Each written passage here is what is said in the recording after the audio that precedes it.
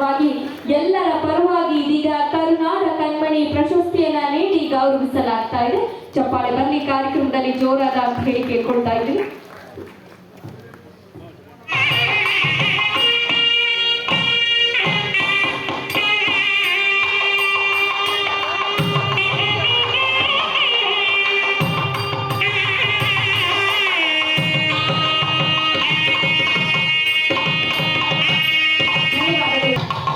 ಮೊದಲನೇದಾಗಿ ವೇದಿಕೆ ಮೇಲಿರುವಂತಹ ಗಣ್ಯರಿಗೂ ವೇದಿಕೆ ಮುಂದೆ ಕೂತಿರುವಂತಹ ಗಣ್ಯರಿಗೂ ರಾಜ್ಯೋತ್ಸವದ ಶುಭಾಶಯಗಳು. ನವೆಂಬರ್ 1ನೇ ತಾರೀಕು ಮಾತ್ರ ನಾವು ರಾಜ್ಯೋತ್ಸವ ಆಚರಣೆ ಮಾಡೋದಲ್ಲ, ನಿನ್ನೆಯಿಂದಲೂ ಕೂಡ ಎಲ್ಲಾ ಕಡೆನೂ ನಮ್ಮ ಅಣ್ಣವರ ಬರ್ತ್ಡೇ ಸೆಲೆಬ್ರೇಷನ್ ಆಗ್ತಾನೆ ಇದೆ.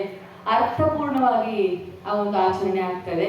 ಇವತ್ತು ಈ ಒಂದು ವೇದಿಕೆ ತುಂಬಾನೇ ಖುಷಿ ಕೊಡುವಂತಹ ವಿಚಾರ ಏನಕ್ಕೆ ಅಂದ್ರೆ, ಈ ಒಂದು ಸಂಸ್ಥೆ ನಾನು ಬೆಳಿಗ್ಗೆ ಬಂದಾಗಿಂದ ನಾನು ಅಬ್ಸರ್ವ್ ಮಾಡಿದ್ದೇನೆ ಅಂತ ಹೇಳಿದ್ರೆ, ಓಡೋ ಕುದುರೆ ಹಿಂದೆ ಹೋಗದೆ ಸಾಧನೆಗೆ ನಿಜವಾಗ್ಲೂ ಜೀವನಾನ ಮುಡಿಪಾಗಿಟ್ಟಿರುವಂತಹ ಕಲಾವಿದರನ್ನ ಗುರುತಿಸಿ ಒಂದು ಸನ್ಮಾನ ಕಾರ್ಯಕ್ರಮ ಇದೆಯಲ್ವಾ, ಅದಕ್ಕೆ ಎಲ್ಲಾ ಕಲಾವಿದರಿಗೂ ಒಂದು ಶಿರಸಾಷ್ಟಾಂಗ ನಮಸ್ಕಾರಗಳನ್ನ ಹೇಳ್ತಾ ಇದ್ದೀನಿ. ಯಾಕಂದ್ರೆ ಇಲ್ಲಿ ಅವಾಗಿಂದಾನು ಬಿರಾದರ್ ಸರ್ ಆಗಿರ್ಬೋದು, ಲಯಣ್ಣ ಆಗಿರ್ಬೋದು, ಇವರೆಲ್ಲ ಹೇಗೆ ಅಂದ್ರೆ ದುಡ್ಡು ಹಿಂದೆ ಹೋಗಿ ನಾವು ದುಡ್ಡು ಮಾಡ್ಬೇಕು ಅಂತ ಬಂದವರಲ್ಲ, ಇಂಡಸ್ಟ್ರಿಗೆ ಹೆಸರು ಮಾಡ್ಬೇಕು, ಹಾಗೆ ಸಿಕ್ಕಿರೋ ಪಾತ್ರನ ಅಚ್ಚುಕಟ್ಟಾಗಿ ನಿಭಾಯಿಸ್ಬೇಕು, ಹಾಗೆ zero attitude down to earth personality ಇಂದ ಇರಬೇಕು ಅಂತ ಒಂದು ನೀತಿ ಪಾಠನ ನಮ್ಮಂತಹ ಯುವಕರಿಗೆ ಹೇಳ್ಕೊಟ್ಟು ಹೋದಂತ ಒಂದು ಮಹಾನ್ ಸಾಧಕರ ಜೊತೆ ನನ್ನನ್ನು ಗುರುತಿಸಿ ಒಂದು ಸನ್ಮಾನ ಮಾಡೋದಕ್ಕೆ ಜಯಂತ್ ಸರ್ಗೆ thank you so much. And ಅವ್ರಿಗೆ ಹುಟ್ಟು ಹಬ್ಬದ ಶುಭಾಶಯಗಳು.